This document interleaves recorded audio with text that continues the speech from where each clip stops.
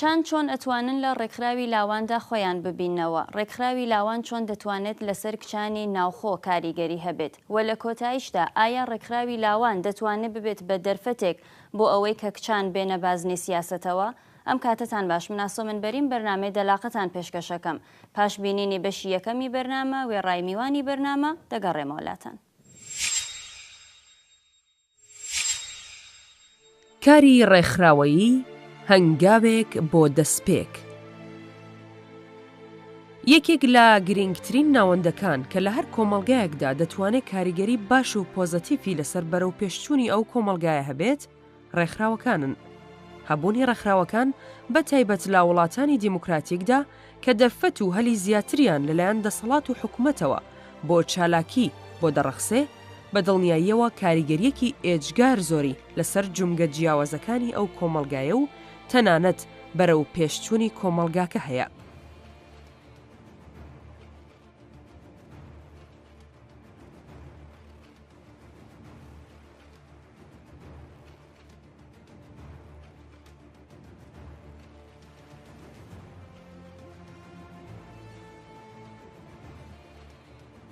لە ڕاستیدا هەبوونی ڕێکخراوەکان لە کۆمەڵگا پێشکەوتوەکاندا خۆی یەکێک لە هۆکارەکانی پێشکەوتنی کۆمەڵگا بووە، چونکە بەپێی کار و چالاکیەکانی ڕێکخراوەکانە کە لاوازیەکانی بەڕێوەبەری دەردەکەوێت و بەرنامە بۆ چارەسەرکردنی کێشەکان دادەڕێژرێت. بە پێچەوانەوە لە کۆمەڵگا دواکەوتوو و نادیموکراتیکەکاندا دەرفەتێکی یەکجار کەم بۆ دروستبوون و تێکۆشانی ڕێکخراوەکان هەیە، چونکە دەسەڵاتی زاڵ بۆ بەرەو پێشبردنی ئامانجەکانی خۆی ناهێڵێ کە ئەم جۆرە ناوەندانە چالاکی بنوێن و درێژە بە تێکۆشانی خۆیان بدەن. بەڵام نابێ ئەوەش لەبیر بکەین کە هەبوونی ڕێکخراوەکان لەم چەشنە کۆمەڵگا داخراوەنەدا زۆر جار بە هەوڵ و تێکۆشانی ڕێکخران و ئەندامانی ئەو ناوەندانە دەتوانێت کاریگەریەکی یەکجار زۆری هەبێت. لە هەر کۆمەڵگایەکدا چالاکیەکانی هەموو تاکەکان بە ژن و پیاوەوە دەتوانێت شوێندانەر بێت و هەر کامیان بە شێوازێک دەتوانن لەسەر پرسەکان کاریگەر بن.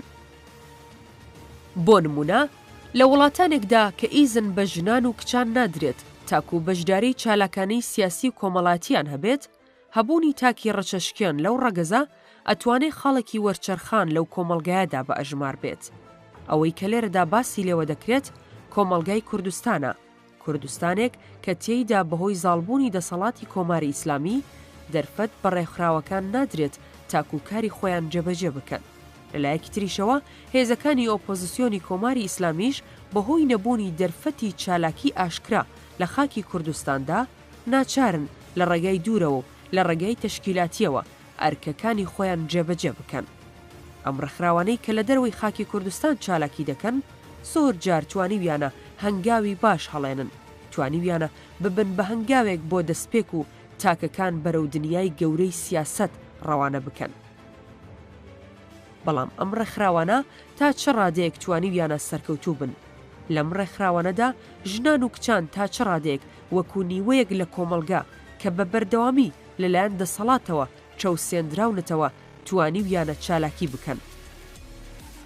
ڕێکخراوەکان لە پەروەردەی تاکدا و ڕێنوێنیکردنیان بۆ بازنەی سیاست تا چەند توانیویانە سەرکەوتوو بن. بەرنامەی دەلاقە ئەم جارە دەپەرژێتە سەر ئەم بابەتە.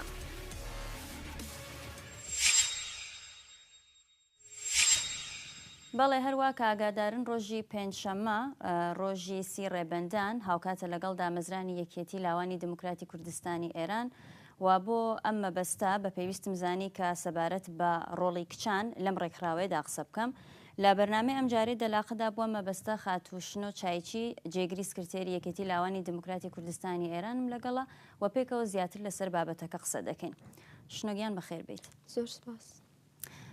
هەروە کە هەمومان ئەزانین لە دوایین کۆنگرەی یەکێتی لاواندا وەکو جێگری سکرتێری یەکێتی لاوان هەڵبژێردرای ئەرکێکی قورست دەکەوێتە سەرشان و توانیوتە دەنگی متمانەی ئەندامانی کۆنگرەکە بەدەست بێنیت و تۆ لێرەدا خەریکی هەستەکەم تۆزێک جیاوازتر و دیارترە توانی نوێنەرایەتی توێژەکەی خۆ توێژی کچان بکەی لەم ڕێکخراوەیەدا. ئەمە بزانم بەگشتی تۆ چۆن خۆت ئامادە کردووە بۆ ئەمریکا؟ پێشەکی دەبێ دەمەوێت دەستخۆشی لە تەواوی ئەو لاوانە بکەم کە لە بەڕێوەبردننی دێمین کۆنگرەی لاواندا چالاکانە بەشداریان کرد و هەوڵیاندا بۆ دیاریکردنی چارەنووسی خۆیان لەو کۆنگرەیەدا بەڕاستی دەستیان خۆش بێ و ماندوو نەبن. سەبارەت بۆ پرسیارەی جەنابەت دروستەوە ئەرک و شانازی و شەڕەفێکی گەورە بوو کە بە دەنگی متمانەی لاوانی ڕۆژهەڵات بە من بەخشراوە. ئەگەر ئێمە دەڕاستیدا چاولەکەین دەبینین کە ئەو هەڵبژاردنە نیشانەی ئەوەیە ئاڵوگۆڕێکی جددی و بنەڕەتی بەسەر فکر و بناغەی ذهنیەتی کۆمەلگای ڕۆژهەڵات و تەنانەت لاوانی ڕۆژهەڵاتدا هاتووە کە دەبێتە هۆی ئەوەی کە ئەوان بەڕەساسی شایستە سالاری و ئەوەی کە چهرەی پیاوانە لەسەر کۆمەلگای خۆیان و لەسەر شێوەی بەڕێوەبردنەکە لابان نیشان دەدا و هەروەها وزە و پتانسیێل و کار و چالاکی ژنان دەخاتە بەرچاوی ڕای گشتێوە. ئێمە لێرە ئەگەر بڕوانین دەزانین کە ئێستا لە کۆمەلگای ڕۆژهەڵاتدا هێندێک خاستی کۆمەڵایەتی و هێندێک تەغییری سیاسی ئابووری هاتوۆتە بەرچاو کە جوابگوی خواست و دواخوازەکانی لاوان لە ڕۆژهەڵات نییە و ئەو جوابگو نەبوونە دەبێتە هۆی ئەوەی کە لاوان وزە و پتانسیل و ئەو نیرۆی کە هەیەەوە گڕی بخەن بۆ پێکێنانی ئاڵوگۆڕ و لەو ڕاستایەدا بە بەشداری لاوان و بەتایبەت توێژی کچان لەو چالاکیانەدا گەڕانتیەکە بۆ پێکێنانی ئەو ئاڵوگۆڕە بنەڕەتیانە و هەروەها ئێمە ئەگەر چاولەکەین کاری ڕێکخراوەکان و لاوان دەو قۆناغەدا سەختتر دەبێتەوە ئەوەی کە دەبێ هاندەرێکی باش بێ بۆ لاوەکان بە تایبەت بۆ کچان بۆی کە بەشداری بکەن لەو پێکێنانی ئاڵوگۆڕ و تەغییرەدا. باشە تۆ توانیتە بە باشی خۆت ئامادە بکەیت بۆ جێبەجێکردنی ئەو ئەرکە قورسێکە کەوتوێتە سەرشانت بە تایبەت کە ئاماژت پێکردۆ خۆت کچێکی پێشمەرگەی و ئەو کەسانەی کە لەگەڵ تۆ لە سنگەری خەباتدا خەریکی تێکۆشان ڕەنگە چاوەڕوانیەکانیان زۆر زیاتر لە تۆ بێت. توانیتە خۆت ئامادە بکەیت؟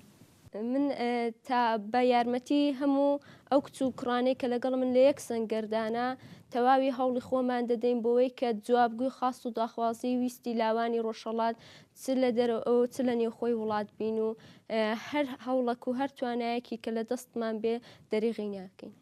باشە شنو بە بەردەوامی باس لەوە دەکرێت کە کچان و ژنان لە کاروباری کۆمەڵدا دەبێ بەشدار بن و بتوانن ڕۆڵی ئەرێنی بگێڕن. پێت وایە ئەم بەشداریکردنە لە ڕێکخراوەکانداوە بە تایبەت لە ڕێکخراوێکی وەکو لاواندا دەبێت چۆن بێت بۆ کچان؟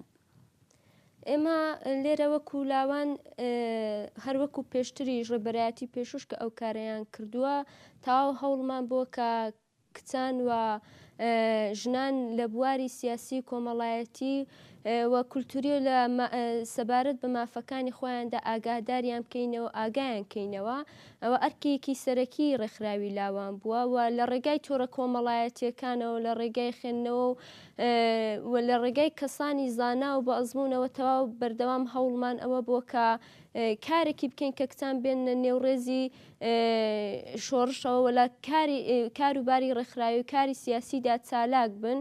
هێندێک جار کەم تەرخەمی لە خۆمان بۆ وەکو کچان و هێندێک جاریش زۆربەی جارەکان کە دەتوانین بڵین لە ڕێگای ئەو جەوەی کە ئێمە بۆمان ساز بۆ چ لەلایەن بنەماڵەوە بێت لەلایەن کۆمەلگاکەوە کە ئێمە تێیدا هەڵقڵاوی ئەو کۆمەلگاین بربەستمان هەبوو بەڵام ئێمە دیسان هەموو هەوڵی خۆمانداوە کە سەر ڕای ئەو کەند و کۆسپ و بربەستانە بۆ گەیشتن بەو مافانەوە گەیشتن بە خاست و ویستی لاوان کار بکەین. باشە شنۆ تۆ ئاماژت بەو بربەستانە کرد کە توانێت لەسەر ڕێگای کچان بێت. بەگشتی ئەمەوێ بزانم کە کچان لە ڕێکخراوێکی وەکو لاواندا چۆن دەتوانن خۆیان ببینەوە چه ئەرکێکیان دەکەوێتە سەرشان لەم ڕێکخراوەیەدا و پێویستیەکانیان کامن بۆەوە کە بتوانن کار بکەن؟ ئەوەی کە کچان زۆربەی لەلایەن هێندێک جار بنەماڵەوە هێندێک جار کۆمەلگا و زۆربەی جار لەلایەن حکوومەتەوە حەق و مافەکانی ئەوان خوراوە. لەوانەیە هێندێک درەنگ بێ بەڵام دیسانیش ئەو کار و هەوڵ تێکۆشانی ئێمە ئەوەیە کە ئاگاداریان کەینەوە لە بەرابەر مافەکان مافە کۆمەڵایەتی و سیاسی و کولتوریەکانی وان کە دەبێت دەنگ هەڵببرن لە بەرابەر ئەوەی کە کاتێک ئەو مافانەیوان پێشێل دەکرێت وە کچان بە بەشداریکردنیان لە کاری ڕێکخراوەییدان نەک تەنیا دەتوانن خۆیان ببینەوە بەڵکو دەتوانن بە ئاستێکی زۆر سەرەوەترەوە بگەن و ببن بە ئۆلگویەک و ببن بەکارکردن لەسەر خاڵە پێویستەکانی لاوان لە ڕۆژهەڵاتی کوردستان ببن بە ئۆلگویەکی بنەڕەتی بۆ سەرجەم کچان و لاوانی تری کۆمەڵگاکەمان. شنۆگیان تۆ یەکێک لەو کچانەی کە لە قۆناغی نوێی خەباتدا پێوەست بە ڕیزی پێشمەرگایەتیەوە بووی.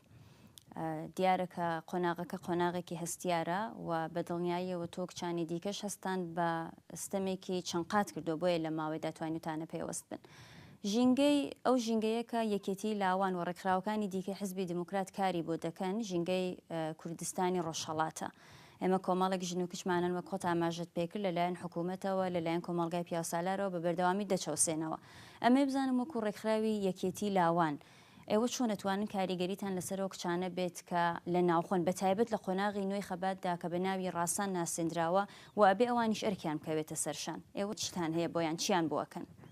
کولاوان وەکو پێشتر کوتم بەردەوامدا هەوڵی ئەوەی داین کە وەکو پێشتریش کە هەر بووەوە دیسانیش ما زیاتری کار لەسەر دەکەین پەیوەندێکی پتەوترمان لەگەڵ لاوانی ڕۆژهەڵاتە بێەوە ئەوەش هەر بووە بەتایبەت کچەکان دێرەدا ئێمە دەتوانم بڵام پەیوەندەکەمان زیات پتەوتر بۆ لە جاران و توانیمانە خاست و ویستی وان کە هەمان داخوازی و خاستی ویستی ئێمەنا و جیانی لە یەکتر بە گوێی دەرەوە بەڕای گشتی بگەێنین و دەتوانم بڵام لێرەکانێ ئێمە بە کۆمەڵک داڕشتنی کۆمەڵک بەرنامە و کار و ساز و میکانیزمی جیاجیا لە بوارەکاندا لە بوارە جیاجیەکاندا داوا کارمان بۆ کردووە و هەوڵمان داوە کە کچان و ژنان لاوان تەنانەت بەشداری بکەین لە پرۆسەکەدا و ئەوەی کە باز لە ڕاستان و کرا ڕاستان بەشداری هەمەلایەنەی چین و توێژەکانی کۆمەلگا لە خەباتی ڕزگاری خوازانەی نەتەوەی کوردی دەوێت و ژنان و لاوانیش لەو چین و توێژە جیانینەوە لە خەباتە جیانینەوە گرێدانی خەباتی شاخ و شار یەکێکە لەو بەرنامانە کە لە بەردەستی ئێمەدایە بۆ بەڕێوەبرنی کار و چالاکی و تێکۆشانی ئێمە لە ڕۆژهەڵاتی کوردستان. باشە زۆر جار ڕخنە لەوە دەگیردرێت کە ژنان ناینە نێو بازنەی سیاسەتەوە یان دەرفەتیان بۆ ناخولقێ.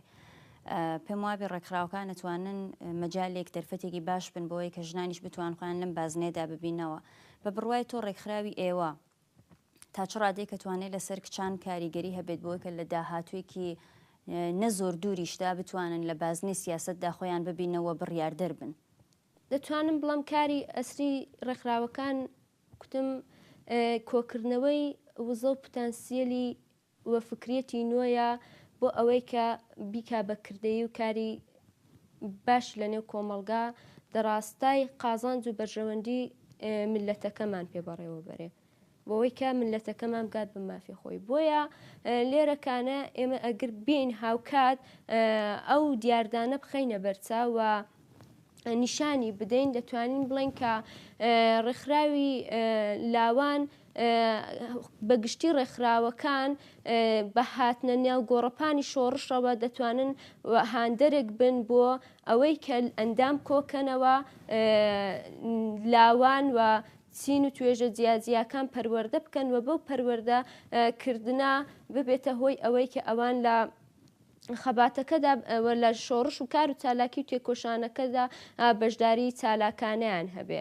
و نقطە زەرورەتێکی دیکەش کە دێرەدا هەیە ئەوەی کە ئێمە دەتوانین بڵێن کە بەشداری نەکردنی ژنان لە بازنە سیاسیەکاندا وەکو پێشتر کوتم هەم دەگەڕێتەوە بۆ خودی ئێمە و هەم دەگەڕێتەوە بۆ زۆرتر لەلایەن حکوومەتەوە کە ڕێگای دەرەتانی ئەوەی نەداوەکە ژنان لە